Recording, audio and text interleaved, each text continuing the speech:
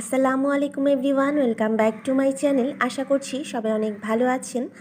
তো সকাল বিকালের নাস্তায় কিন্তু পাউরুটি আমাদের সবচেয়ে বেশি আপনজন, কারণ সকালের ব্রেকফাস্ট অথবা ইভিনিং স্ন্যাক্স যাই বলেন না কেন, পাউরুটি ছাড়া কিন্তু আমাদের চলে না।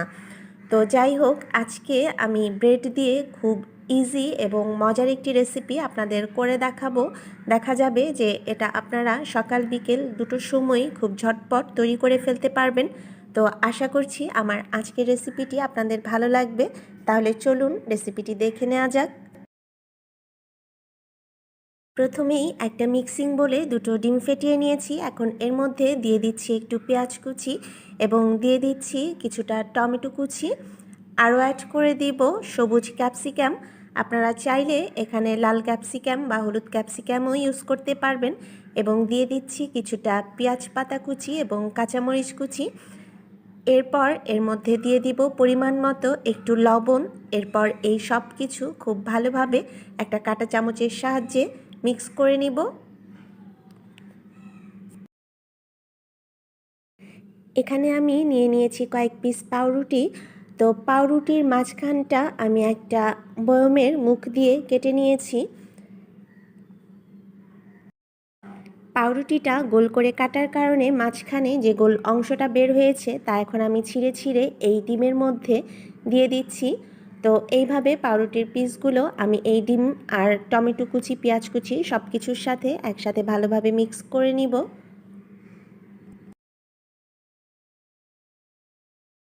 চুলায় একটা প্যান দিয়ে এর মধ্যে আমি কিছুটা তেল দিয়ে দিয়েছি। তো আপনারা চাইলে এখানে বাটার বা ঘি দুটোই ইউজ করতে পারবেন।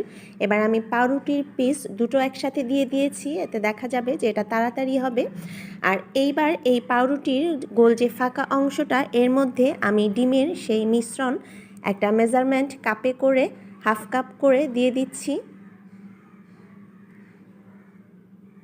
তো কিছুটা সময় যাওয়ার পর দেখা যাবে যে যখন বোঝা যাবে যে ওই সাইডটা হয়ে গিয়েছে, তখন আমি এই পাউরুটির পিসগুলো উল্টিয়ে নিব।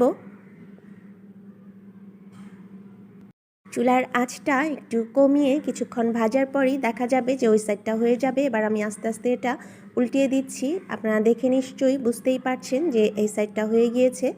এখন আমি এই একইভাবে অপর সাইডটাও একটু ভেজে নিব।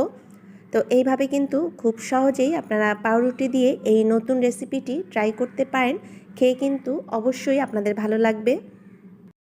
তো সেম প্রসেসে আমি সবগুলো পাউরুটির পিস ভেজে নিয়েছি। আমি এক পিস একটু সামনে থেকে আপনাদেরকে দেখাচ্ছি যে এটা কেমন হয়েছে।